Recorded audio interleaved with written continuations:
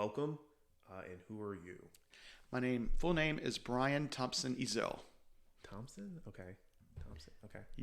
I am 54 years old, soon to be 55 in August.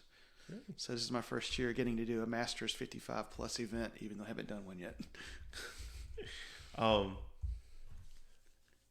So you rode today? You rode today? I did just a workout, trainer workout, and a trainer. Okay. All right. Structured workout. Yes. Yeah, structured workout. Okay. All right. So, how did you get started?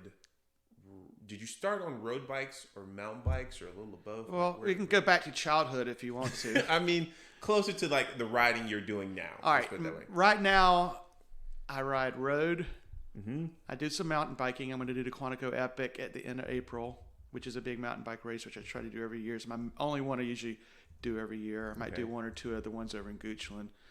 And, I do some road racing. I do the Brown Park, obviously, some of the crits and road races. I've been getting more into gravel recently. The past few years I've done, I think, every monster cross since they've been started. Mm-hmm. But my main passion is cyclocross. Okay. I don't know why. I love it. I love the community. I love all my friends I have from it. And it's just a great vibe. So like in the fall, every weekend, I'm off racing somewhere. When was your first cyclocross race? Because they were all, yeah. When was your first cyclocross race? My first cyclocross race was Capital Cross up in Reston, Virginia. My son used to have, now in college he's no longer swimming, but he had a swim meet every years. My son was a year-round swimmer. And the first weekend of December, he always had a swim meet up in Warrenton. Okay. And Warrenton is near Reston, so I'd go up there and do swim meet for 2 days, and then leave my wife and my son and say, all right, I'm going to go do Capital Cross. Mm-hmm. So it was my first big deal, real cyclocross event. I showed up there and wore a King of the Mountains jersey I'd gotten from Tour de France. Mm-hmm. No idea what I was doing. I bought a old Cannondale CX-9, a 2009 bike, and went out and did it, and I was just hooked. I started hearing about it, reading about it, watched some YouTube videos, and that's how I got into it. And after about 2 races of cyclocross, you're hooked. It's like heroin, you're hooked. Was there prep? Did you do some jumping barriers? Did you do some prep before you went out there? I had no idea what I was doing. Okay, so you went out there, you were interested, you went out, you did this thing. I did it. Okay. And I've been hooked ever since. Really? That's your of your competitive events. Cyclocross will be the one you're preferring right now. Okay. I love it. I prefer it. Okay.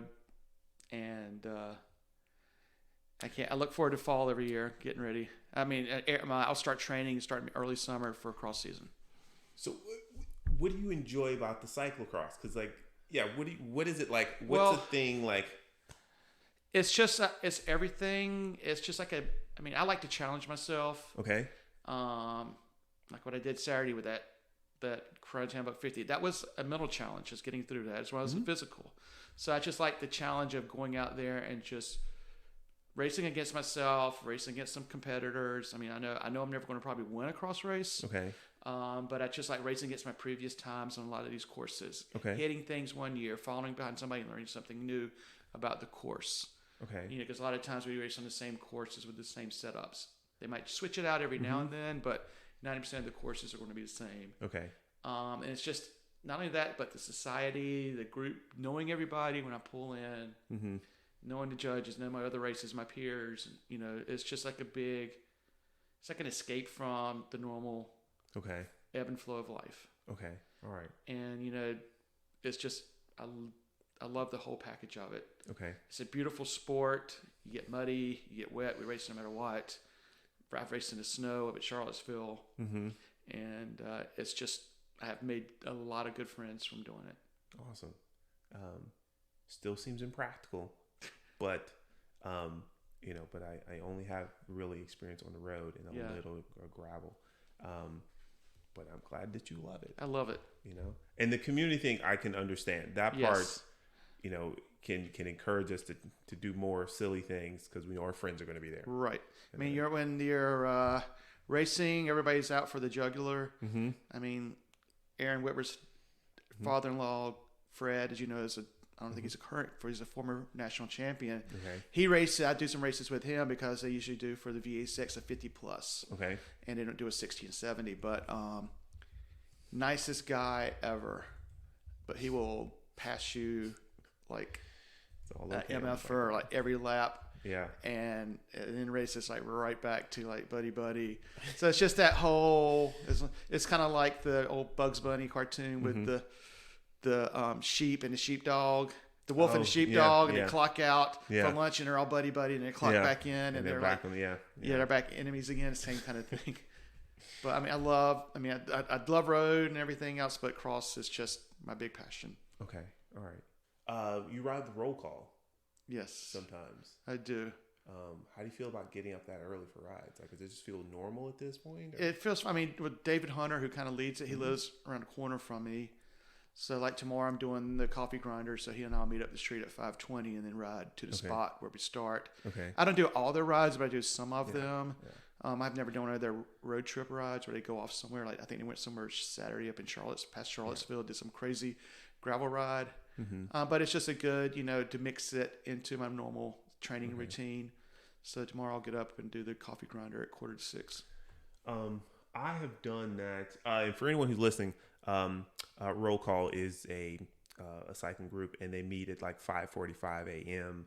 I think year round for bike rides, which is early. And they keep it scheduled. Like Monday will be picnic. Tuesday will be picnic. Monday was one thing. I think tomorrow, Thursday will be hitting the hills. Okay. Friday might be Riverside, and then Saturday and Sunday to just do whatever. The coffee grinder. How, as a pretty new off-road gravel person, like how treacherous is that, like in the dark? It's fine. I mean, everybody has headlights and tail lights, and most of the trails we're on, you've done them already. At least most people who have done them, so they know what they're getting to. We usually head down to Bell Island and do a lap around there, and then get up Riverside. Some people will jump off at Reedy Creek and go into that, while some would just meet everybody else at the top at Riverside. And then the next stop would be through the wetlands. There's like a little route. I mean, we usually wind up at Bandy Field behind UR, and then we go from there. It's usually about an hour and a half or so, because everybody's got to go back to work anyway. What's the pace? Because like I've done picnic, and the pace picks up there. So like it's a chill pace for. It's pretty chill. I mean, party pace kind of. Okay. I shall one day, potentially when there's more. Come on out tomorrow before it rains. Unlikely, but I know the route. At some point, I will come out there. I've done most of the route before. With I think Ross took me on some of the route. I still, I feel not as confident as I'd like to be about my off-road skills. It's easier to crash off-road than road. Just not to crash at all. But yes, I understand. Yes, there's a higher potential that bushes or soft grass is going to be nearby. Yeah. There. Do you recall your first race? Yeah. Okay. Go back in the Wayback Machine. So I grew up in a little town in eastern North Carolina. Okay. Called Wilson, North Carolina. It's about 2 hours south of here. Okay. Most people know it because it's where people stop to buy barbecue on the way to the beach. Okay. I came from, I'm an only child. My parents were never, my mom is still alive. My dad has passed away, but my parents were pretty not active people. Okay. So everything I wanted to be active, I swam, played baseball. But my parents, my dad, a lot of people in my dad's family worked for the railroads. My dad traveled a lot during the summer, during the year. So like we'd travel with him during the summer. But anyway, the town I grew up in, is still there partially. It's the road, the grandstands are still there. But my dad used to be in the volunteer fire department, volunteer rescue squad. Okay. And he used to have we had a little half-mile racetrack, dirt track, Wilson County Speedway. Okay. Your typical southern dirt track, redneck racing. And my dad used to go out there to do when they had a rescue squad on call in case there's a crash. So on Saturday nights, if I wasn't doing anything, I'd go out there with them. And at that time, I had my first real bike. I think I got like a little stupid bike when I was little, and then I had a Schwinn BMX banana seat bike that I changed to a BMX bike. I can tell you a different story about that. Yeah. But after that, I had like a Schwinn 3-speed. Okay. And lo and behold, one summer night, they had decided to have like a kids' dirt race around this racetrack. Okay. And I said, I'm going to do that. So I took my bike and I put a little cardboard number on the bar. Yeah. And my bike was put in the back of the ambulance. We went to the racetrack. We got into the infield. Yeah. And when they had kids race, it's like an intermission thing. Yeah. We got to race one lap around the racetrack. And I don't even know. And that was my first official bike race. About how old were you then? You a teenager? 8, 9, 10 years old. Okay. So yeah, wee bitty. Okay. Yeah. Okay. It was pretty. I can remember parts of it still, because at night on Saturday night, hot. Yeah. And you know, all these race cars have been racing, and it's like a slick dirt racetrack. So did you like? So you got the bike. Did you like keep riding regularly after that? Oh yeah, I rode a lot. I mean, I hate to look back now. I mean, I'm like, I can't believe I'm not dead after what I did. But you know, back in the 70s, you know, I used to ride my bike out to my grandparents' house, and I lived way further out in the country than I did. About 6 or 7 miles out in the middle of tobacco farms. I can remember like I'd ride my bike to my grandmother's house. Yeah. On my little Schwinn 3-speed through these roads, no helmet, no cell phone, no nothing. It just show up at my grandma's house, see them, and ride back. And I'm like, I can't believe I didn't know Garmin or iPhone or anything, no helmet. You know, so it's just like part of that 70s, you know, no boundaries childhood. Right. Yeah. One of the things, you know, I had this one Christmas, my parents got me like a Schwinn banana seat bike. Okay. When I was like 5 or 6, which I loved. And then when Evel Knievel came out and the BMX bikes, I said, hey, I want to change this to a BMX. So my parents, for my birthday, they got like a seat on it and put a BMX bar on it and a BMX handlebar. So I changed it to a BMX bike. And our neighborhood was under construction. And so because we had all these empty houses, or like they're building like the big ditches where they put in the piping and everything. And me and neighbors and little other neighbor kids, we would take picnic benches and make ourselves some ramps, and we're going to jump these big ditches like Evel Knievel and his spaceship rocket thing he did the canyon with. But the kicker was, you know, we're in the 70s, so we figured, man, we got to have more energy to get over this bike to be able to jump this big ditch on our bikes. Yeah. So you know what we did for that extra energy? What would you? Well, there's no scratch or gel packs or anything back then. We each took like a handful of Flintstone vitamins. We figured that would give us the energy to get us that we needed to get over these jumps that we made for ourselves. So luckily my kidneys and livers are still around today, because we used to take fistfuls of Flintstone vitamins and like, this will give us the energy. Just that 70s, they like I guess they're the last of the age group before every parent started freaking out about everything. But that was before Scratch Labs mix and hammer gel packs and everything. You just took a bunch of Flintstone vitamins and hit your bike and rode through your neighborhood. I ate Flintstones as a kid as well, man. That's great. One a day, not like 10 out that one. It's going to give me some energy I need really bad to jump this big ditch down the street on my bike in a homemade ramp. The minds of a child. You know, but you survived all that. I survived all that. That nonsense. And then I rode and continued to ride. I think I got like a Schwinn 10-speed that I rode, you know, around town. Again, probably with no helmet. Maybe I had a helmet by then. Okay. I went to college, didn't really ride. Then I took a bike with me, but just rode to class. Sure. And then, you know, got married, and at the time, kids, you know, quit riding. In my early 30s, I kind of quit riding then. I rode some in my 20s. I mean, my wife and I went up and did the Creeper Trail right when it first opened. I had like an old Schwinn mountain bike. And then kids and everything. And, you know, I knew my health was probably putting on a little bit of weight. Okay. And I started running. And I started doing like a not SEAL team, but one of the other kind of team workouts. Okay. And what happened to me is I was about 39. And I think I did the Miami Avenue 10K, and I did something to my knee, and I had to quit working out a little bit. Okay. And I think what happened was that, I mean, I wasn't eating well. I've never drank coffee, but I used to drink Mountain Dew as my coffee. You know, I just wasn't taking care of myself, and lo and behold, I started having just problems. Okay. And I went to the doctor and said, you need to go see an endocrinologist. Yeah. I had like a 3-something blood sugar at the time. Okay. And I got diagnosed with type 2 diabetes. And I like quit everything. Yeah. Okay. And like I had a 6-month turnaround. I was like, got my health back in line. Yeah. Dropped like 15 or 20 pounds. Okay. I was on insulin shots for like a month or so. Okay. I mean, it's just like a come to Jesus moment for me and my health. And so early 40s, I was like, all right, I'm going to get back on this bike. And I started doing some mountain biking. Okay. I was in the very first Monster Cross. Okay. And I thought I was going to have a heart attack. Did you do the 25? Or? I don't even remember which one I signed up for. I just remember when we came around by the time we got to the main park, the section where you go by the main park entrance. Yeah. I thought I was going to just lay down and pass out.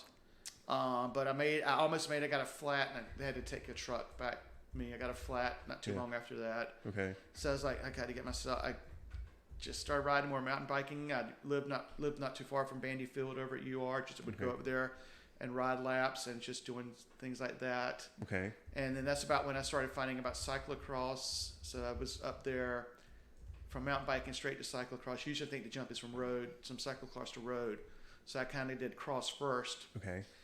Then 2014, my wife and I were able to go to the Tour de France. Nice. Okay. And I saw it last week, and it was there. I saw next to childbirth, one of the most amazing things I ever saw, and that was Jack Bauer, who at the time was with the Cannondale team, or the Garmin Cannondale team, riding a wheelie up the Hautacom. Really? And it was one of the most amazing things I saw, and I was like, all right, I got to get a road bike now. So I came back home, and I did try to put some road tires on my cross bike, and it just didn't work out. Oh, really? Okay. So I broke down. I got myself a Cannondale Cat 8. Okay. Just a basic intro road bike. Started doing that, and it just went from there. The Worlds came, rode all everywhere during that. Started riding that, and then one day it was a Scott's Edition, and I started signing up for Bryant Park. Well, actually, let me back up a little bit. So when I started getting a little bit more serious, after doing a couple of Monster Crosses, I got to know Mark Junkerman. Okay. And at that time, he still had his Run Ride Race team going, and I got onto that. It was only like 2 or 3 other people on it still at the time. By that time, it was kind of not too much on it, but I still got onto it. So I at least had a team kit to wear. Okay. And it was important to me. It was like, all right, I got a team now. On there, it's like, no, I'm probably the only one on it, but I got a team at least with me and Mark and 1 or 2 other people. Okay. And so, just doing different things with that. Started doing Bryant Park. Okay. Just getting out there, just figuring myself out. I got to figure out this road. Okay. And doing some different events with that. And so that's kind of like I fumbled along with that for a couple of years. Okay. And then I started read about Sweet Spot Cycling and Aaron Whitworth's studio. So I went in there and I said, like, hey, I'm trying to get more serious with this. And I started taking her classes about once a week. Okay. And it was hard. Yeah. But it was just like night and day for me. Okay. When you started doing the Sweet Spot, like prior to that, and you were riding, because you had a road bike. I was just riding. You were just riding. I was just riding Old Gun, riding Riverside. Okay. Riding up the Ashland, just riding. But there weren't no like structure. Goals. Okay. No goals. It was just the ride. goals was just a sweat and ride. Okay. All right. Cool. Just sweat and ride. That were my goals. Okay. So then you find Sweet Spot. I started doing Aaron and Sweet Spot. And I was like, I have no clue what I'm doing. I don't know how to read workout. I don't know anything about watts, FTP. Yeah. I don't know anything. Just tell me what to do and I'll do it. So I started doing her classes. But when I went during a class, I was still doing my own. I was doing informal training except for dropping in a class about once a week. Okay. And that's when it was still down in Scott's Edition at her first studio, I believe. Yeah, I think it was the first location. And it just, I liked it. Yeah. I liked the challenge of it. I did most of the classes with her husband Greg was teaching. And it just went from there. Okay. I did about a year or 2. Okay. And then Aaron was constantly, if you want to get serious about it, I can coach you and get you on a training program. And I was like, maybe. Okay. The money was a factor and the time and everything. And still, kids were still all at home. None of them were in college yet. Yeah. And eventually, I just kind of said, all right, I want to take this to the next level. So that's when I started coaching under Aaron. Okay. And aside for the year off, I've been constant with her ever since. Okay. And my goal with her, as I said the first time, was like, my goal is to go from sucking to not sucking as much. And she has definitely done that for me. Awesome. I'm glad you achieved that like goal. I said, I will admit, I'm never going to win anything. I'm never going to podium cross race. The only time I've ever podiumed is doing the freaking canal time trial down in Chesapeake and doing the stupid Merck's time trial section. And both times I've just lucked into it. A win is a win. And a win is a win. So you take it how you get it. Yeah. You know, I've got the Rouge Lanton before, obviously, and stuff like that. But I can also say I've never DNF'd in a race. I did DFL, but never DNF'd. Right. Never done a DNF. Okay. Things happen. Yeah. So you're doing the structured. At a certain point, you start doing, you're riding. You're just doing like the weekly class, right? Which I recall, they were all the CompuTrainers out there, or there rather. And then eventually, you decide to, to suck less and start doing structured workouts. How long before you started to notice a difference from just, your regular, just freewheeling riding to like, I've been following workout. Well, like I notice a little difference here. Well, at first, I did not have a power trainer on my bike. Okay. The old Cannondale. And so I was doing everything about heart rate and cadence. So I had to have the little piece of paper when I got our workouts. Greg had to teach me in normal language because Aaron's trying to tell me how to do it. And I was like, I don't know what you're talking about. Yeah. And like I said, Greg, you're a teacher. Dumb me down for me. He taught me how to do it. So I take our workouts and did a little paper. Okay. Tape them on my bike. Do the work. Go down to Shields Lake. Okay. On the loop there and just do them. Okay. And, I liked it. And I liked it. And then eventually just kind of by that time, it's pretty much it for the Run Ride Race team. So I got officially on their team. Okay.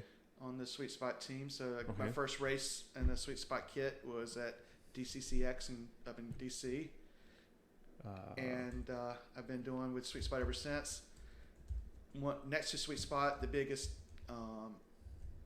changer for me as far as cycling was my oldest daughter did her undergrad school in London.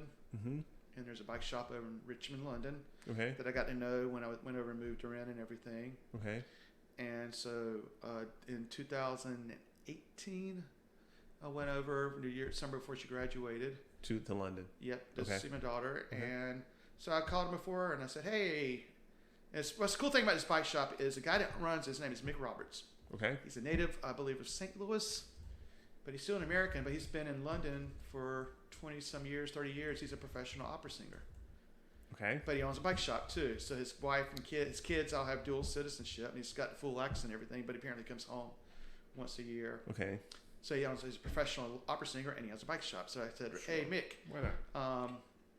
If I come over and bring my pedals and everything, can you help me with a bike to test ride with? Because I knew they did this bike ride every weekend. I did always kind of do group rides. So it's like, sure, mate, bring them in. So I dropped them off on that Friday. And Sunday I show up and he wheels out this bike. And it's a company called Enigma Bikes, which is out of Sussex, England, I believe, somewhere. And it says right when E-Tap was out, and of course I had never ridden E-Tap before, and it had reverse brakes because it's European brakes, motor brakes. Okay. So I did this group ride. We went from West London out to Windsor Palace, and then we went through like the Royal Polo Grounds, which is like one Ralph Lauren commercial after the other, and came back in to London. And he was like, "So, mate, what'd you think about this bike?" I was like, "So, it was a titanium bike." Yeah.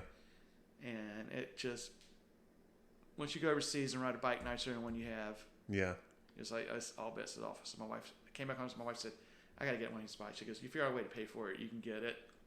So I went up getting one of their demo bikes, and then after that, about 7 or 8 months later, that's when Aaron finally broke me down enough to put a power meter on it to help out with my training, and that was like another eye opener.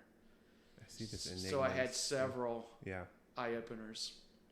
This Enigma Bikes, yeah. Yeah, I know there's a ton of great titanium makers, but What power meter did you get on your At bike? that time, I got a Pioneer, like just a left side, Okay. crank based. Okay. Are you still using the Pioneer? Yeah, on my new bike, I do. Okay. That one's now my backup road bike. Okay. Pioneer's pedal based? Yes. It's pedal bit, crank based. Wait, it is in the crank? Right. Okay, it's in the crank. It's in the crank. Okay. All right. So is there a different power meter on another bike? My new bike now has the dual sided, the SRAM. Okay. Meter, Axis power meter. Are your bikes Shimano and SRAM? Or just... All my bikes are Shimano except for the road bike I got last year, which is SRAM Axis E-Tap. Okay. How do you like the E-Tap? Is it... Okay. It's addictive. Really? Okay. It's so quiet. Really? Okay. I got a new cross bike coming, and I'm going to have SRAM on that, but it's still going to be cable for brakes. I'm sorry, external cables. All right, so you've got one bike that is the SRAM E-Tap, right? Yep. And then all the others are Shimano, pretty much, and everything. Is there a preference from the shifting, right? On the E-Tap? Well, between Shimano and SRAM, because I think SRAM's shifting. So with Shimano, it's you've got the front shifter and the right up and down on the right the back shifter. It's got the rear derailleur. Yep. SRAM is what you hit both of them in. Yes, to go in, both of them again to go out. On the front. On the front. Okay. And then the rear is just the normal, like you were saying, the other one up and down, depending right and left. Do you have a preference? Does that feel any different? There's no real preference. It's just like after I ride one, it takes me a little bit to remember, oh yeah, I'm not on E-Tap, and then vice versa. The middle thing. Apparently on your Garmin, you can set it up so it shows you which of your front rings you're in, but I've never taken the time. Oh, yeah. Because every now and then I got to look down and remember what ring I'm in. I don't know about the front one, but I'd want to see the rear derailleur potentially. And I know they have that option for Shimano. The Shimano setup, you can somehow connect it with your Garmin to see where you're at in your gearing or something like that. You got to get the wireless connection or something, but that's involved. That's involved to get to the point of I want to see what gear I'm in on my bike computer. So I'm almost at Fred Gerson level for having bikes, unfortunately. So you have multiple road bikes? I have, at this moment, my original Cannondale Cat 8, which is on my trainer. Okay. I have my first Enigma and then my second Enigma. I just got my new Enigma that I got back in last summer. Okay. That's a different story about how I got that bike. I have a Cannondale Topstone, which is my gravel bike. Okay. I have my Cannondale Cat X, which is my soon-to-be former cross racing bike. It'll soon be a pit bike. Okay. And I have my original Cannondale CX-9, which is my first cross bike, which is just hanging on my garage wall. Okay. And I have my first, I'm a Cannondale guy. My first one, I got serious about mountain biking, I have a Cannondale right when 29ers first came out. Okay. My trails, and I've had that thing totally rebuilt. The only thing original on it is the frame and the seat post and the bar. Everything else I've totally replaced. I went from a 3x to a 1x on it. Tubeless, everything's really new on it. Still weighs a ton, but it rides like brand new. Everything. Do you have other bikes that are tubeless? The two bikes that are tubeless are the mountain bike, the gravel bike, my main cross bike, and that's it. Okay. And I just ordered a Mosaic cross bike, the titanium cross bike from Mosaic out in Colorado. Would you go tubeless for the road? From what I hear, anything under 30 is pointless. Okay. So I've never tried tubeless on the road. Okay. But for off-road? Oh, yeah. My mountain bike, my gravel, and my cross bike are all tubeless. Okay. All right. I burped a tire at Luray. God, like 3 or 4 years, Luray cyclocross race. Wait, burped? Yeah, where you hit something in it, you get a flat. Oh, yeah, okay. The course went over a sidewalk, and I just hit it wrong. Okay. And I got a flat, so I had to run the last lap, like almost 3/4 of a mile with the bike to finish. Because, if you're familiar with cross, you have to, if you have a mechanical, once you go past the pit, you got to run all the way around the course to get back to the pit. So if you're like 2 feet past the pit entrance, you still got to run all the way around. You got to run all the way around. So this is my last lap, so I just screw it. So I didn't want to get a DNF. Right. So I ran up a hill, ran everywhere.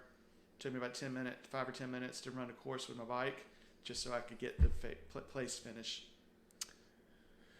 Well, you're avoiding those DNFs. Yes.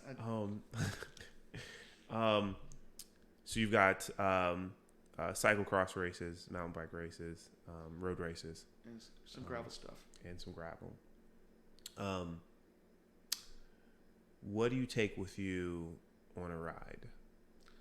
Outside of like your like a normal ride, I don't like having a saddlebag. Okay. So I have like a zipper bag that's made out of like old tire tube. Okay.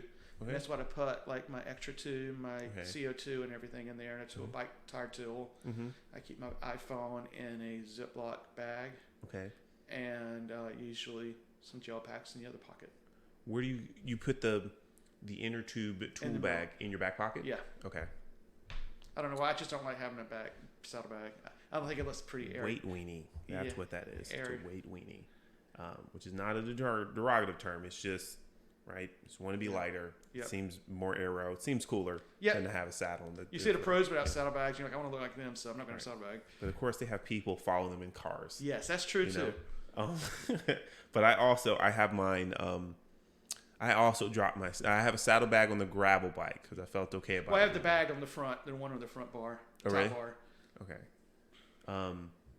But I've got mine just like strapped to my seat. A tube on the road bike. I have just the inner tube and a multi-tool. It's just like strapped to the seat. That seems minimalist enough. I'm not quite gone without a saddle, without some kind of equipment. So those are stuff you take with you. Wait, you said you do take gels or something? Yeah, I take a couple hammer gel packs. Okay. If I'm doing something super long and it's hot, I do take some of those salt fizzes, the little salt tablets. Yeah. And sometimes I'm doing something really bad. I will actually take some of the hammer salt tablets. You know, like the little pills. Have you bonked on a ride before? Yes. Okay. What was it? Did you recover? I do get issues with cramping on rides. Like if I'm going like something long and it's hot. Sure. Which everybody does. Yeah. There's also, of course, the mental challenge as well as the physical challenge. Mm-hmm. Like this past Saturday, I did the Crow 10 buck 50. And at mile 70 was when I hit my mental wall. Okay. I knew I had to go back out for another lap because I was damned and determined to finish. Yeah. And so at mile 60, I had to turn around and go back out for my last 45 miles. And about mile 70-ish is when I was like, started losing it a little bit mentally. Yeah. I know at one point coming back in, I could have swore I had a biker next to me for a mile or so, and there was nothing there. You know, so you just like that. And, you know, I've had experience that, you know, at like doing the gravel race over at Pocahontas. I think mentally is a challenge when you do the full cap trail out and back. Yeah. That section between Charles City and you get to the bridge, the Chickahominy Bridge, when you're coming back in, that's a mental challenge because there's nothing there to look at or to divert your attention. You know, so you start getting that tunnel vision. Yeah. Now, tunnel vision can be a good thing. I will say this. As most people know, in 2019, my wife got sick in that December. And my wife did pass away in October 2020. Mm-hmm. But I did do Monster Cross that February, the last one he did before he shut it down for COVID. Yeah. And I had not trained. I had not really ridden because I was dealing with my wife. Yeah. And I went out there and I signed up for Monster Cross. And I was like, I told my daughter, my wife, and everything, I'll be back. Yeah. I just want to do this I got to get an escape. Yeah. So I showed up and did it on my cross bike. Mm-hmm. And I had my fastest ever Monster Cross. I haven't beat that time yet. Really? And I'm sure it was just my stress relief. Yeah. Tunnel vision, had the weight over my world, and just went out there and let it out. I don't remember anything from doing the event, but I finished in like a good bit under 4 hours. Really? Which for me was very good. Yeah. And as soon as I was done, I said hi to a few friends. Yeah. And was back on duty with my wife. Yeah. But, you know, it was just like... it was just like a focus, total mental escape from what my world was at that time, and you know, it's just I put all that that I've been living through that first 2 months into the pedals. Yeah. I'm not saying I want to. It's not a good way to train. Right. I'm making myself a hellacious event to put myself through just so I can bike better. Yeah. But I'm sure that's what the results of that. You and that's another reason too why I love the biking community that we have. Yeah. I have my family. I have some very, very good friends like fraternity brothers and people I've known my whole life. But the biking community, with everything I went through in 2020, I could show up at somewhere. Mm-hmm. And I wouldn't get the 20 questions. Everybody pretty much knew what I was going through, had gone through, and what I was dealing with. And it was just like, hey, Brian, what's up? And I'd line up and be right back into it. Yeah. And, so, that's one thing I'm very appreciative about the biking community, that just sweet spot friends, everybody, they just knew exactly what I was going through. And, they were there. I knew they were there for me, but at the same time, they kind of like, you're still here. We're still, part of this group of ours. So to this day, I hate getting like the 20 questions, like, what happened? Yeah. I'm so sorry. How are you, kid? Right. I hate getting those questions, and it was just that's why I still value, the community. And after my wife passed away in October 2020, I told Aaron, I was like, all right, Aaron, I need to get back on this. Yeah. And to this day, since then I've been right back with her, and to me, I'm great for the training. Yeah. But, the training gives me just an outlet and a structure in my life that I need, and just some focus. Yeah. And it's just, to me, it's more valuable than a therapist or a psychologist or a counselor. Yeah. Or anything like that. It's just that for me. It gives me 3 weeks on, 1 week off. I'm doing this. Yeah. That structure that Erin gives me. And I pray she never stops coaching because I need her. I like to say next to my 2 daughters, she's probably one of the most important women in my life because she just gives me so much to my life. Yeah. Beyond, she knows it, but she doesn't know it beyond just the formal training. Right. And that is one thing I'm very thankful for. And I'm glad that you're benefiting from that. I wouldn't say you wouldn't be benefiting from that structure, but I'm glad that it's not just a training. Like there's other stuff that you're benefiting one of the things after my wife passed away, I'm not going to say a name or even a gender or anything, but there's a racing cyclist here in Virginia that they get some grief about how they race sometimes. Okay. And lo and behold, about a couple weeks after they knew my wife had passed away, they sent me a note out of the blue, which floored me, and it's changed my perspective on them, because I've always heard like, oh, they are not a dirty racer, but they kind of go for the jugular. Yeah. And I got a very good note from them. Like, I'm so sorry to hear about this. Yeah. And that just kind of changed. So things like that, it just changed my perspective. Yeah. I don't want to judge somebody just from what I know them showing up at races, but it's just that kind of experience, that I've given. Susan Ann Glass is another one who's been very right there by my side with everything I went to. Obviously, Aaron and Greg and all the sweet spot friends. Her father-in-law, Fred, when I was at UVA with my wife, he was stopping in on me because he's like a retired part-time nurse up there. So, I just had that community. Paige Kosinecki, she helped me out. I took my bike up there one time when I was at Charlottesville because I had to live at Charlottesville for about 6 weeks and just went out and rode the Jefferson Cup lap course. So I said, give me the file for it so I can go out there and do it because I don't know where I am. Yeah. So it's just everything I went through in 2020. I was supposed to, the morning my wife got sick, I was supposed to be doing Capital Cross that morning. So I was in the hospital with her, with my bike in the car and my bike kit under my clothes, for most of that day. So it's just, and then of course last year I was so looking forward to the cross season finally coming back, and I had the collarbone break. And I'm convinced now to this day that the collarbone break has made me fitter today than it would have been because I've spent more time on the trainer because of that. Wait, how did you break the collarbone? Brown part. Same night Greg did. Right. That's right. That was one season I was out there. Not that race. And everybody told me it's like I popped my biking cherry when I did that. Pretty sure you've ridden enough before that. Yeah. And I will say this: it has mentally been a challenge getting back Okay. Fitness wise, I'm way beyond. My FTP's never been higher. It's beyond where it was before. Awesome. It's just stupid little stuff. Like I could go to Pocahontas and mountain bike and run over stuff, and now I'm like over there riding the brakes, jumping curbs, stupid stuff. I got to rebuild it. A couple weeks ago, I jumped a log at Bandy Field on my cross bike. It's like, wow, I did it.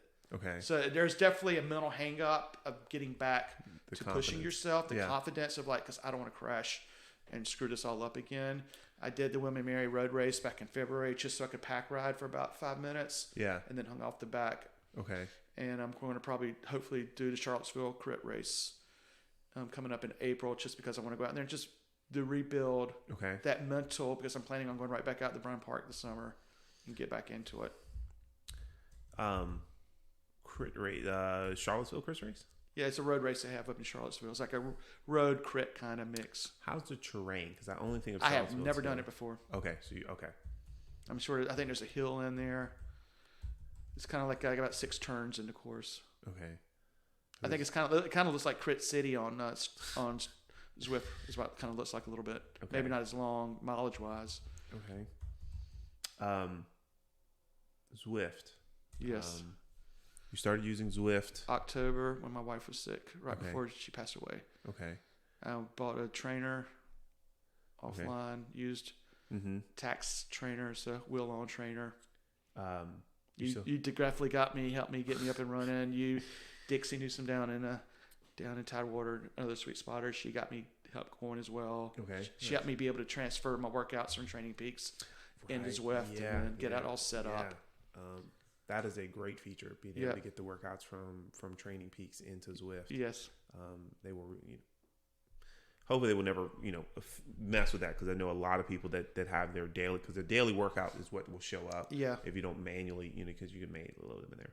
You started using Zwift, and you were just like riding on Zwift? I was just riding some, and then I started, doing the, then I figured out how to do the work. I mainly did it to do the workouts as well as ride, because I knew, this was early October. My wife passed away at 3 years. I was thinking I was probably not going to be riding out for a while. Yeah. So I got it, and I knew fall and winter was coming as well. Mm-hmm. And by that time, Aaron had closed the studio due to COVID. Yep. And everything else. And I was like, all right, I might as well go to the dark side like everybody else says. So I got the trainer and got on Zwift. And it's hard. I mean, I've enjoyed it. I mean, it's definitely a learning curve, but I had like the trainer experience at her studio. Right. So I was used to being on a bike that you couldn't rock it on. Yeah. And, as long as I got my mat to spit on when I'm riding, I'm, I'm good to go. So if you're doing a trainer ride, yeah, like what's your setup? Like how are you, like you get on the bike? I'm on the 3rd floor of my home. Okay. Which also is the floor I work on. Okay. So our 3rd floor has now become my jail cell at home, because I'm working up there. And then you do when I'm done with work, I go downstairs, put on my bike clothes, get my bottle out of the fridge, and right back up there. Mm-hmm. So I associate my 3rd floor now with suffering. It used to be my escape, and now it's my suffering place. So I have like a fan in the window, or turn on the AC, and then have another fan blowing on me. Okay. I have a little stand. I do it with my iPad. Okay. I usually listen to Spotify. Okay. Music when I'm working out. Okay. And I do some races. I do some of the different races. If like Aaron wants me to do like a big ride or just push myself and it's raining weather, I'll just sign up and find an event. Oh, nice. On Zwift, it's like a little substitute. Okay. Some of them are just group rides. Some of them I do races. Okay. It's obviously no substitute for outside, but like I said, I can guarantee, I'm 150% sure, because of my breakage last year, where I'm now was forced to be on the trainer more than I normally would have. Yeah, it's definitely made me stronger. Really? So I've been a benefit from the break. Okay. You've not given up on Zwift. You did Zwift today. Yes, I did. Okay. I'm still doing my workouts on Zwift. I mean, every now and then the weather's nice. If it's like a non-super technical, like doing all these different intervals, I'll just go down this Shield Lake and do a workout there. That's my road workout. If I want to do it outside, like if she gives me one-legged drill kind of workout one day. Yeah. I live near Crestview Elementary, so I'll go up there and do my one-legged drills in the bus loop. Okay. And then do the recovery part or the endurance part up and down Grove and Patterson.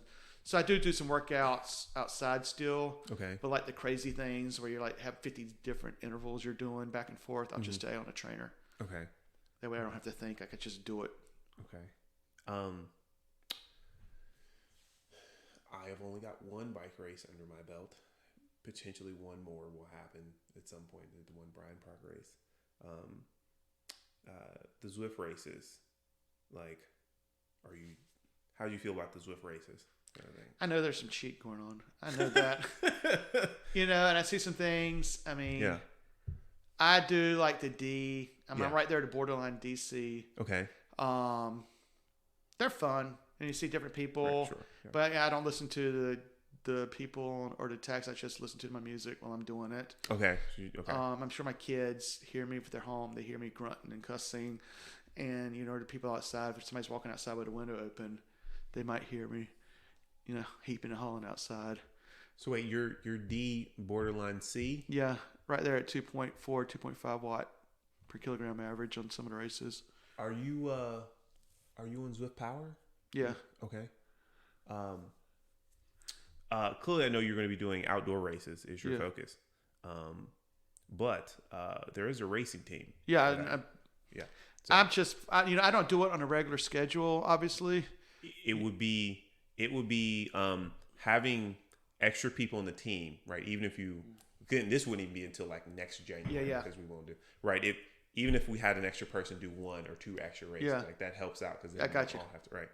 Anyway, just clearly different conversation. Like keep me in the loop. Then. Yeah. But mainly it's do you like to push? Clearly you do real races. Yeah. So if you could do it on the trainer. Yeah. I mean, sometimes when I sign up for a race and do races, sometimes I know I feel pretty good. Yeah. Sometimes I'm like, I just want to do this and just compete against myself for previous times. Sure. Yeah. There's some cross races that are like that. Like when I go, I find the further north you go, the harder it is because it's more serious and intense up north. Yeah. I do races in North Carolina, Virginia, Maryland, D.C. So the farthest north I've ever raced is Charm City up in Baltimore, and that's like when you're getting pretty serious. And like I'm going to be finishing the back of the pack a little bit, so I'm fine with that. But I'm going to make it through this course and beat my times, and so you're not going to the races with the idea like I'm going to be first. I'm definitely going to be first. I'm realist. Okay, all right. I am a total realist. Okay. But you're still going. You enjoy that. You enjoy the challenge. I enjoy the challenge, the spirit and everything. I enjoy the race, and I enjoy just after the race, just being with the people. Okay, and watching the other races. Yeah, I mean, I'll drive 2.5 hours to race 45 minutes, and then 2.5 hours back home. That I can understand. There is something about and again, it feeds that structure that I need in my life. Okay. I hate to say it, being alone by yourself now, and the reality I am today, if I didn't have cycling, I'd probably be an alcoholic or crazy or something, or just deep depression. I mean, I would fully admit that right now. Well, I'm glad that you have a healthy addiction. Yeah. Let's call it a healthy addiction. And expensive addiction. There are other pastimes that could be more pricey. You're exactly right. But if there was a thing of like, man, now my money's gone, but I'm super fit now. Yes. Right? As opposed to like, now my money's gone and like I'm bedridden. Like I'm glad that you have a thing that is giving you a distraction, a focus. Yeah, biking has definitely got myself, helped me get back on my focus in life and my right path in life. Okay. And again, Aaron's training is a big, big chunk of that. Yeah. Have you taken your bike on your vacations? I haven't really been on a vacation. I've toyed with going over to the Tour of London. Okay. But I'm kind of still a little leery because they give all the spots at the beginning to UK people. Mm-hmm. When I did the Tour de France, there was an event over there that I was not aware of. Okay. And they do it usually on the last week of the tour. Okay. And I cannot think of the name of it right now. It's Le Tape de Tour. Yeah, Le Tape de Tour. Mm-hmm. Yep, and what it is on one of the last off days, because the last week is usually in a climbing area. So it's either in the Pyrenees or Swiss or somewhere. And when I was there, I was in the Pyrenees. And so it is one of the last days that the tour's off. you do that tour stage. They close down the roads and have like 10,000 people show up. And a lot of people just go over for the day from Europe, from UK, different countries. They just start that that morning, and they do the full stage that day, and it's blocked off and everything. Yeah. So I had no idea that existed. There's so many things that if you ever get a chance to go over there, there's so many things you see in real person that you don't see on TV. And I was like, damn, I would love to go back and do this. That would be awesome. My wife and I had dinner, and like a lot of in Paul, and we saw a lot of the people in there that had done it. And they were getting ready to have a dinner before they go back, take the train back to London. And I had no idea this existed. So now, like, I follow it. I'm like, I'm gonna get back on this thing. Yeah. You know, I did 2 climbs. I mean, again, this is before I was better shape than I am now, and I was just only doing cross. I tried to do Hautacom. I couldn't make it all the way up. I did make it up to the Col de Sor. Okay. At the top, it's the most peaceful place I've ever been to in my whole life. That was a struggle too. That downhill and that freaked me out. Okay. But seeing it in person, I got to see Ben King after the last time trial stage. But they're like, one of the things you don't see is like for every stage and all these little towns in France, each team they have like little youth teams. Okay. So like you don't see this on TV, but like for example, the first 20K of each stage and the last 20K, they have like a little kids race for 20 kilometers out from the start out. Yeah. And then for the end, another team, they have another race like 20 kilometers in, so the last 20 kilometers, like all these little kids, 10, 12 years old. So you see that, you know, and like you see like all the officials and all the different things. It's kind of like NASCAR almost with like all the get up cars and all the sponsors coming through. But then, you know, when you start hearing the helicopters is when they're coming. That's when the peloton. Yeah, that's when you know the action's starting. Yeah. And like on a mountain stage, you get to see more of it because it takes them all day. Like they're all spread out. On a road stage, you know, it comes and goes. But it's it's like military. It's like they don't set up till like 1 or so that afternoon. Okay. And they just set up like that, and then bam, everything's set up, and then it's done. And then they have it all knocked down. They're all gone to the next stage to get for the next stage. It's got the military precision of it. I heard about L'Etape du Tour. I'm probably saying this wrong as well. Yeah, I'm probably saying it wrong too. From Zwift, because when the Tour de France got delayed in 2020, they some of the Tour de France riders they hosted like a Zwift version of a Tour de France. And they had a L'Etape du Tour where you could ride the routes. Yeah. And that's what I was like, oh, like this is a real thing that they really let people ride the route in real life. Well, another thing too is if it's a climbing stage that is dead end at the top, if you watch that stage and ride your bike up to the top to watch the stage, they'll leave the tour bosses at the bottom. Like this happened on the Hautacom. Yeah. So once they turn that last turn to start to climb up the 9 mile up to the top, all their team buses and everything was back down at the bottom. So guess what? At the end of the stage, they're up there, they do all the stuff. All the pro riders have got to ride back downhill. So you ride your bike, you get to ride your bike downhill with all the pro riders as they can make their way back. And they're having to weave through all the foot traffic as well. So you get to ride your bike downhill with like everybody else. Pros, okay. So that's a little trick if you want to take a bike with you and ride with pros on downhill on a descent. You could do that. I'll have to keep that in mind. There's more reasons to go see the Tour de France. But yeah, I've taken my bike on vacation. I've made Outer Banks and stuff and ridden the Outer Banks, just stuff like that. Okay. But as far as like a full on traveling, I really haven't traveled. I haven't been to Europe since seeing my daughter. Okay. Her last year of college. Well, it's more of a like. I was going to go see family for Thanksgiving, and I took my bike with me. I want to go to North Carolina and stay with my mom. Yeah. You know, I'll take my bike with me some. I have friends in Greenville and obviously in Raleigh where I went to college. Okay. I was down a couple weeks ago riding down at Umstead State Park on gravel riding. Okay. So I'll take my bike, you know, if I'm traveling, like, you know, for the weekend. Okay. When did you get a bike computer? Probably after I started getting a little serious about it. I have a Garmin 520 that I still use. Really? And I didn't know it, but the battery started dying, not holding the charge long. And I found out there's a company that made replacement batteries, and they send you a YouTube video. Okay. And I took it apart, and now I'm back up to like a 10 or 12 hour battery life. Nice. Okay. You will enjoy the upgrade when that happens, if you decide to at some point. Yeah. I mean, I figure it's not broken, so I'm going to still keep on using it. As you should. If it is doing the job. It is doing the job. It can load the routes in. Particularly if you got the battery replaced, because I know eventually the battery doesn't last forever. The only thing you had to do was you do have to snip the cables that go, little wires that go to the speaker on it. Okay. When you pop it open. Okay. But they show you how to redo it. You don't solder it, but you kind of use like the tape to do it. And you do have the silicone, the seal around it, or silicone in a new seal when you put the two shells back together. Okay. The two halves back together.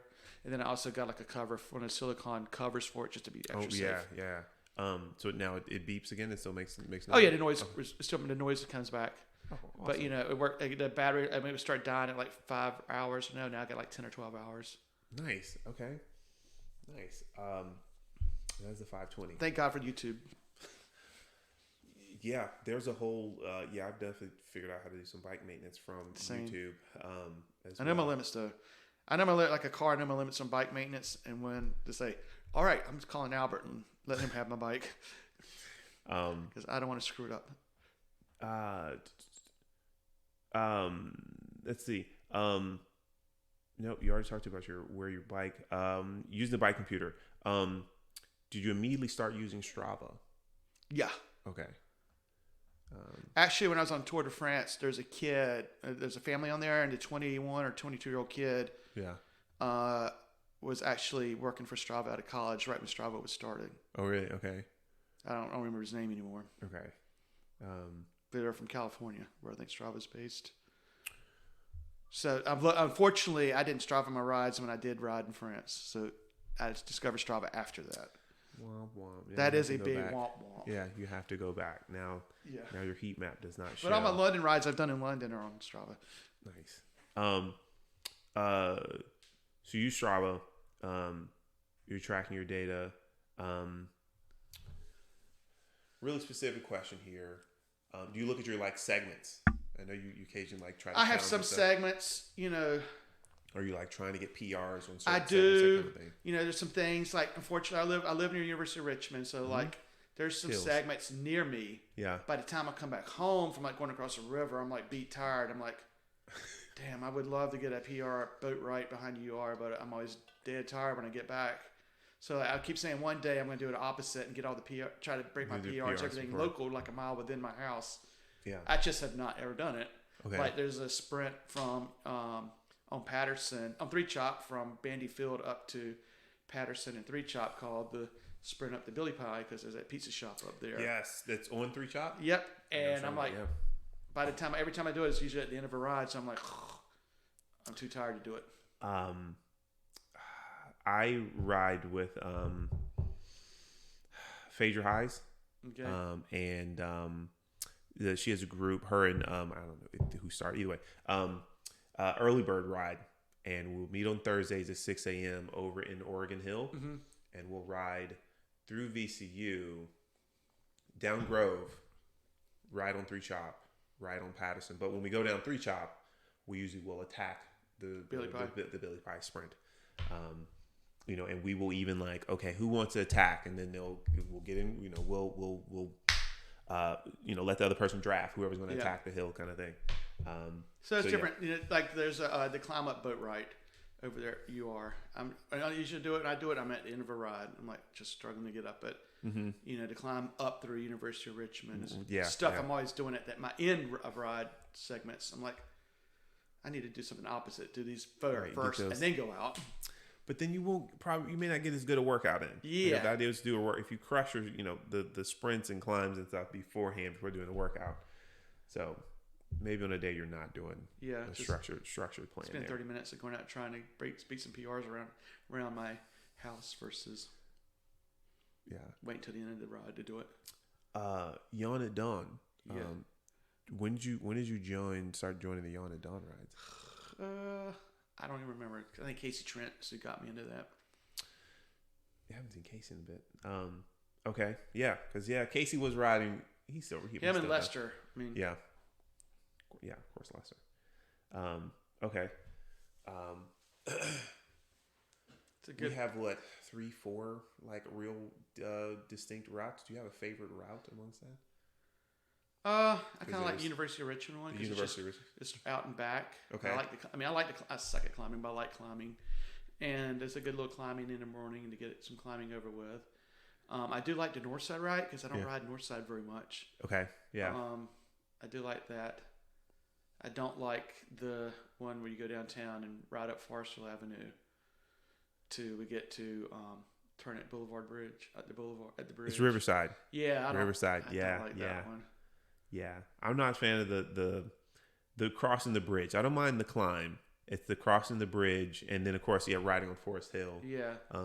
But they have a bike lane now. Yeah. Have we been on the? I don't think we've done a ride since they've had the bike lane. Mm-hmm. Yeah. So they have a bike lane there now. That kind of ushers over, particularly that part by the highway, where the highway crosses. Yeah.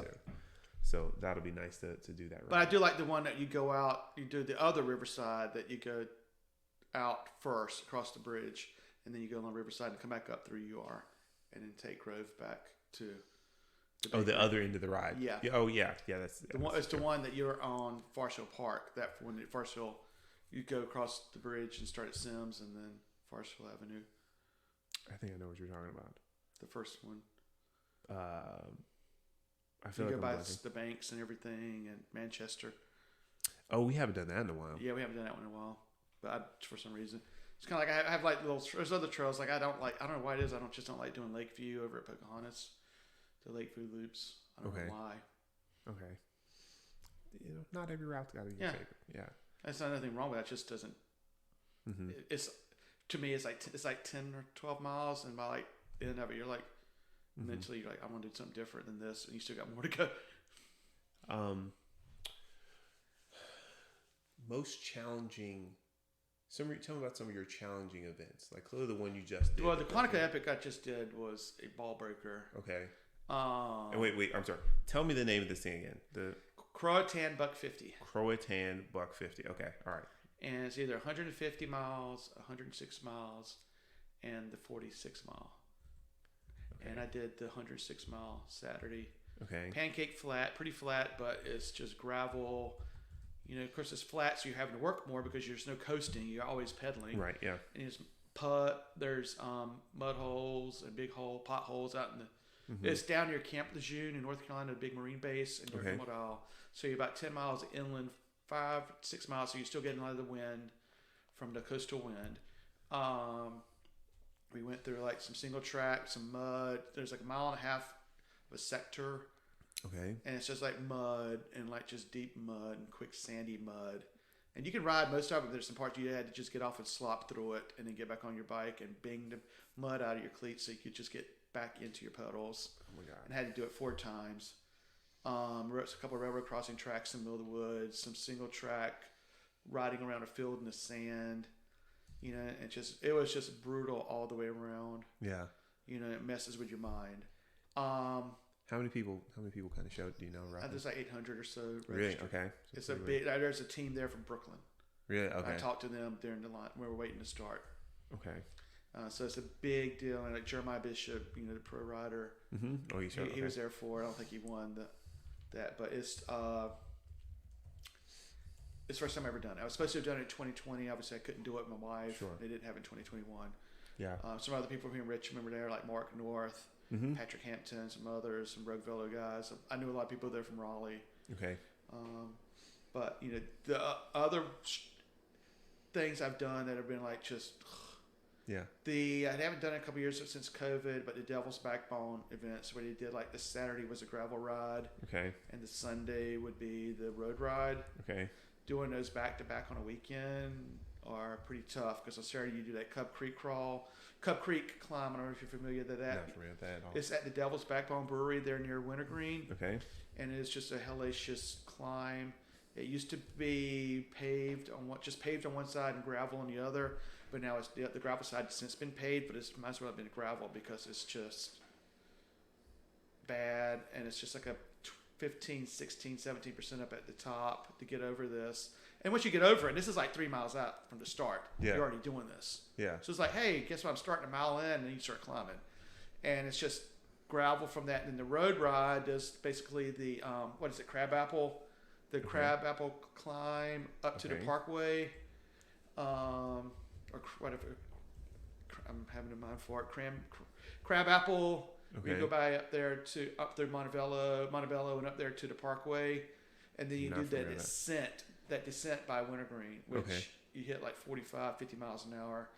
Last time I did, I had to pass a car on the left going down the descent. So wait, okay, so the road's not closed. No. Is this on the Parkway? Yeah, you go on the Parkway for about 10 miles, and then you turn off the Parkway and you go down past Wintergreen. Okay, but the descent is not on the Parkway. You turn off the Parkway and start, and it's like a straight drop. I suppose a straight drop is acceptable, but like... And a turn, if you like, you better hope your brakes are good and everything is good. You got to trust your equipment and just kind of grit. I mean, you could probably... You just do it. And but that's a brutal weekend because you're doing one Saturday and one Sunday on gravel. So it's one event, but it's with 2 rides. Well, you can sign up for just one day. Okay. You could do both days or just one day or the other. Okay. But most people do both days, like do gravel Saturday, recover, and go right back out there on Sunday to the big road event. And they usually break it down between like a 45 and a 60-mile gravel and a 45 and a 60-mile road. Okay. And I usually do the shorter of each one, but still it's just as painful, I think. Right. And then I've only been able to do the Wintergreen time trial 1 year, and that is a tough 6.5 miles, where you climb up Wintergreen. Oh, really? Okay. 4,000 feet, 3,000 feet of elevation over 4 miles. You're climbing just to get to the Wintergreen entrance, and then you turn, and it's like straight up to the hotel at the top.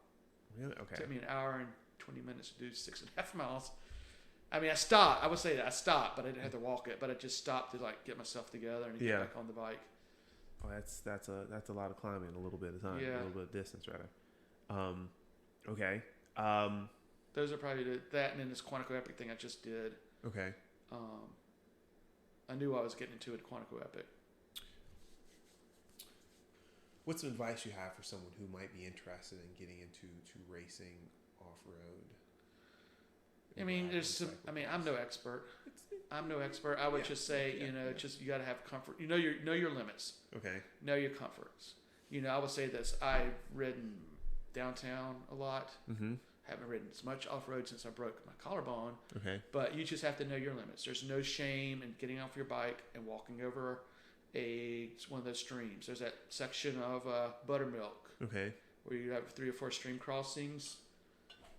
I've tried to hit it and crashed and got back up. So I'm like, I'm just going to walk this.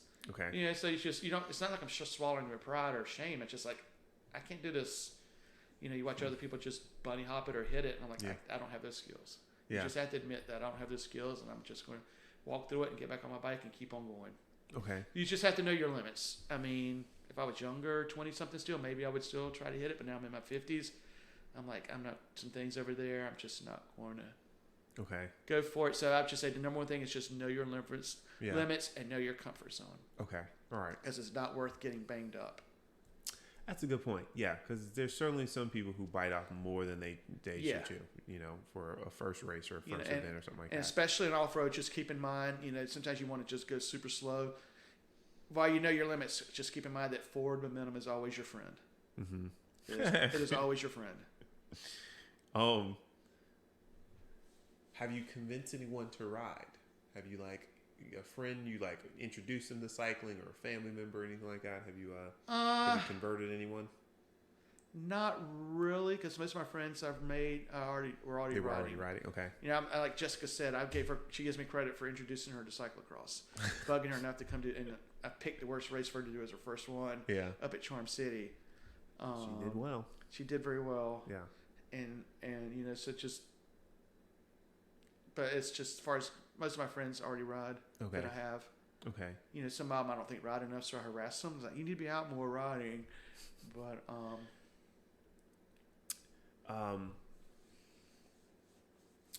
potentially in that same vein as something you already mentioned here, what's something that you're quite aware of? What's something that you have knowledge of now, right, that you would have wanted to share with yourself when you started riding? Let's say when you started riding, like 2014, 2015. I'm convinced that I always need to improve my diet. Okay. I'm getting more into it now. Okay. I try to go meat free a couple days a week. Okay. A couple years ago, I tried to do meat free, and I just did cold turkey. Okay. And Aaron used to have those Wednesday night Ashland rides. Okay. Mm-hmm. And by that Wednesday, I was hurting, and I still did that ride, and I remember I bonked big time coming back in, and I just had to like hang on to the back and just kind of slow ass it back. Yeah. And she's like, "Yeah, your body's just craving protein. There's nowhere to get it." Mm-hmm. So I had to do that. If I had to go, I've always toyed with the idea of being a vegetarian. Mm-hmm. So it definitely improved my diet. Okay. You know, right now I'm like a 1 day a week, maybe 1.5 day a week meat free guy. Okay. Meat free. So I do try to watch, be more attentive to my diet. Okay. Just stretching. Things like that. Stretching, sit-ups. Aaron does throw me some manual workouts as well. Okay. Do your workout, but also want you to do gives me like a sit-ups, jumping jacks, that kind of thing. Leg lifts, squats, whatever, quads, because that's always good. Okay. I would definitely be more attentive to that. Okay. All right. That's a good point. Yeah. I don't think everyone thinks I drink. I don't socially drink on weekends. That's about it. So I'm not worried about, alcohol. Okay. All right. Obviously, I don't smoke. Not a drug guy or anything like that. You will have pastimes. But yeah, watching, you would have wanted to be mindful of your diet, I suppose. Yeah. Okay. Do you have a favorite kit? My favorite kit, well, I have a partial kit from that bike shop in Richmond, London. Okay. That I like to ride some, especially when I'm on the British bike. Okay. But, and everybody sees it, thinks it's from Richmond, Virginia. I'm like, no, it's Richmond, London. Yeah. And so I like that. I like the current design that we have on our Sweet Spot kit. When Aaron first got it, it's like, hey, it looks like Tron. The old Tron Disney movie from the 80s. Because it's got those checks on it. Yeah. She had no idea what I was talking about. Really? Yeah. Oh, man. And I was like, yeah, go look up Tron. I'm surprised you haven't got sued yet from Disney. And I like the Sweet Spot kit from like 2 kits ago. Okay. As far as pro kits, what's that team? I like the Jumbo Lotta, whichever one that Wout rides. Jumbo Lotta. I like their kit. And what's the team that Quintana used to be on? Oh, I couldn't tell you. That used to have the brown and the blue in it. I just thought it looked pretty cool. It's got an odd combination of colors. Okay. That brown, that I don't know how to pronounce it. Mondial. I'm butchering it, I'm sure. Monodial? Yeah, maybe that Quintana used to be on. Oh, I don't know. I like that kit design. Okay. I like kind of like a little bit of the crazy kits. Oh, really? But I also like the classic stuff. Okay. You broke your collarbone. I did. Okay. Was that your first? I'm a survivor. Was that your first accident? That was not my first accident, but it was my first serious, my first time break. Okay. First time I ever broke something that required surgery. Okay. Back when I first started mountain biking, and Mark Zuckerman used to have his races over at Camp Hilbert in Goochland. Mm-hmm. Yep. I crashed there. Okay. And my thumb was a little funky. Okay. Didn't think anything of it. Okay. Then a month later, I found out I had stretched this kind of like an ECU or EKU tendon somewhere in there. And I had to have a brace for 3 or 4 weeks after that. Okay. I had no idea. I know that Erin's doing her tendon prep right now. And she's been better off if she broke it instead of ripping tendon. So, I've experienced that. Of course, road rash and everything. When the collarbone, how long was the recovery? Well, first thing we say about the collarbone is Jim Temple was my saint of the day that day because he was in that corner when I crashed. Okay. And he came and he was my guardian angel when I crashed. So I'll always be thankful to Jim Temple. Awesome. Okay. And I was in the ER that night with Greg because he broke his collarbone that night, that race afterwards. Yeah. So I had the surgery that I went into the doctor that Wednesday. Okay. And I had surgery that Thursday. Okay. Or that's that Thursday. And it's a fake sense because when they put I got the plate with the screws. Okay. So you can immediately have that back. And you're like, oh my God, I'm healed. Yeah. even though you're not healed. You're like a long ways to go. Yeah. But you can immediately feel, because when I got up the first time, you could feel that crunch like when you first moved it.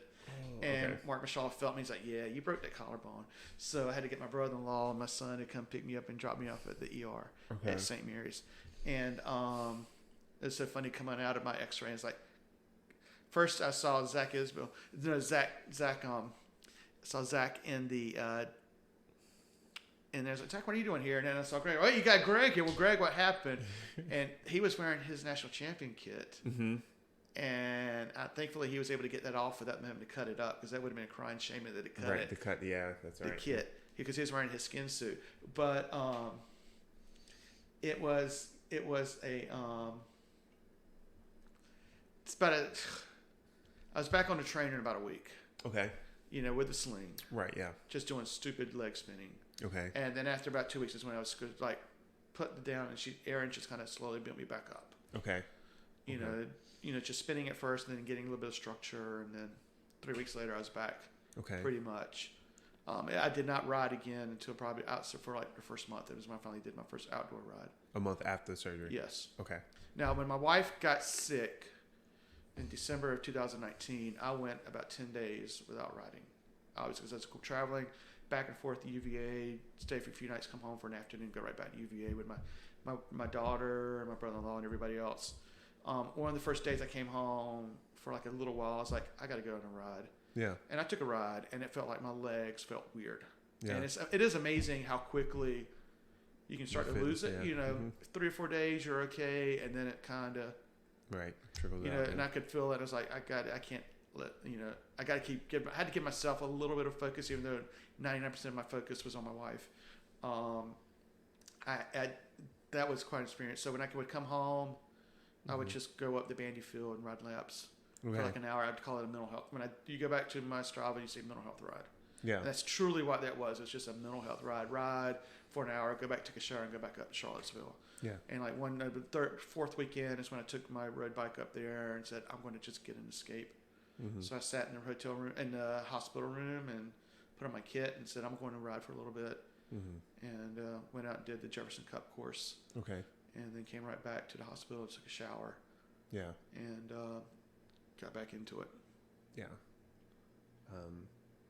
I'm glad you had we'll call it an outlet. Yeah, right? I needed that. Yeah. Well, I already asked you about something you would share with yourself. Wait, do you use chamois cream? I do. I use the Assos. Assos is how you pronounce something? Assos? ASSOS. Okay. Yeah, they're probably, there's a few that are... It's like kind of European one. Yeah, there's a few that are a play. They were a sponsor of a recent... I mean, I've used theirs forever, but they were a sponsor of a recent Strava challenge too. Yes, I think I saw that. I used their chamois cream. I'm pretty loyal to the Hammer Gel Packs and the Scratch Labs. Okay. Even though I did just buy a bunch of non-fizzes because they had like that special challenge on Strava. You know, I've tried the Noon tablets. Yeah. And I've not found them tasty. Well, I know they're supposed to be practical. I've discovered the waffles though. Okay. The waffle prepackaged little round waffles. Wait, the Noon waffles, or you mean the Honey Stingers? Honey Stingers. Okay. Yes. Man, those are good on a ride. Those are great. But my my favorite snack on a ride, if I'm doing a big ass ride. Okay. And there's a store out in the middle of nowhere, like that store that's out there in Charles City, that's halfway on the market ride that you pass on all the rides out there. It's out there past the battlefields. Okay. Anyway, Casey Trent and Adam Karst. Mm-hmm. This is where I got Coca-Cola and a honey bun. I mean, it'll get you. Okay. A Coca-Cola and a honey bun, man. That's a good little, good thing to get you going for another hour or so. Really? Yes. I've never had a Coke mid-ride. End of a ride, definitely had some Coke. Especially when you're suffering, you're like, I just need something. Yeah, right. If you're craving something. You know, after doing Quantico Epic, I was hungry till last night. Yeah. I burned 4,009 calories that day, according to Strava. Yeah. You wear heart rate monitor as well. Yeah. once you finish the ride, because we've talked about snacks, once you finish the ride, particularly this Croatian buck 50, right? What would you like to have to eat after the ride? Right, you finish this hard, epic ass ride. Like, what's a thing you would like to? What do you want? Cold pizza. Really, cold pizza? Well, pizza. I mean, they have pizzas for us at Harrisonburg at the Rocktown Cross Race. Those are always good. Those Devil's Backbone rides, so they've always had the best snacks set up, I think. And the Stormy and Thunder Ridge, I think, has some pretty good snacks as well. I can tell you which rides had the best snacks and everything. Yeah, Stormy and Thunder Ridge will have the pickle juice. Yeah, I hate dill pickle, but last year, I mean, that was, like Jessica said, last year I did not have a good Stormy, and I'm not going to sign up this year. I'm just taking a break from it. Okay. It was warm. What, the Stormy and Thunder Ridge? Yeah, this past year it was warm. Yeah, it was definitely warm. And I went out to enter the night before with Adam Dean, who's a cross racer, road racer. He's a professor at Lynchburg College. You know, I hadn't seen him since everything happened to me, so I caught up with him and everything. Yeah. He knew my wife and everything. And that dinner I had that night did not agree with me. Yeah. So when I started hitting that climb, I was like, my stomach was talking to me. So when I got to the top at the rest stop at the top, I literally took a rest and spent about 15 minutes of porta potty time to get myself straight. Then I was good to go. Then unfortunately I rode by that guy that ate it on the downhill last year. I don't know what happened to him, but I heard he went off on one of those sharp turns on that downhill. Man, now that you said something, I can't think of his name. He's a redhead. And I was just like, this year, I'm like, I'm just taking a break from. I've done it twice now, and I'm like, I don't need to prove it to myself anymore. Okay. But last year, I did not have a good experience. It was just the heat and then my stomach. Yeah. That climb is not a good climb when your stomach's burbling and saying, yeah, what you ate last night needs to come on out. And that is we'll call it a lesson. That is I think there's, the common thread of like nothing new. Yeah. Well, definitely nothing new at a race, at an event. Like everything should be the same. It should be nothing new there. I mean, right now I'm pretty loyal to just like in the mornings, yogurt and fruit. Okay. Kind of thing. Okay. Is that good enough before a ride? Yeah. Okay. Or like that with a muffin. I'm still drinking a lot of I drink chocolate milk every day for my collarbone still. Okay. The calcium fortified kind. Yeah, okay. So I do those every morning. So that's my good. Okay. Pre-morning, pre-ride. If I'm staying like Saturday morning in the hotel before I went over to the racetrack where the race started at the Crodtan, I just stuck to yogurt, a muffin, a couple of yogurt cups, and fruit, and apple juice for that because they didn't have any chocolate milk. Yogurt can be good, but it is not filling. It's not filling. Yeah, but it does not stick to the bones. You put the fruit on there and the granola and a little bit of maple syrup on top. Maple syrup? Just a little dab on the top. I did not know that. I did not think about it. I've known of the granola. I use the sugar-free maple syrup though, like the vanilla bean sweetened. Really? The Greek yogurt. Oh, right. Okay. All right. Yeah, I have to find out how to make yogurt a little bit more tasty, or filling, I should say, kind of thing. But I want to thank you, Brian. Oh, well, and I have thrown up before during a race. I've done one Brian Park where I threw up. Really? After the race. It was so hot. So I've done that too. Wait, was that just because of the race or because of my effort and the heat? Okay. I just kind of. You just pulled, okay. After the cool down lap, I just kind of pulled it off and threw up. Well, now you know. Yeah. The heat has some impact. It definitely does. But Brian, I want to thank you for your. Thank you very much for having me. And this has been fun. I'm sure I'll catch you on some Yawn and Dawn rides. Yes, you come on out, get them out tomorrow morning and do your coffee grinder with us. Unlikely, but eventually, yes, I will do the coffee grinder with a roll call on a Wednesday morning. Maybe we'll do an off road. I would like to see us do an off road Yawn at Dawn. We can talk about that because I would mind that because we could potentially do a thing because there's enough of us with gravel bikes so we could do a little off road thing in the morning. But it's a thing to talk about. But like I said, gotta get everybody's comfort level for that. That's true. But so wrap this up. But yeah, thank you for your time. Oh, thank you very much. Appreciate you coming out and chit chatting. And yeah, thank you. Thank you very much.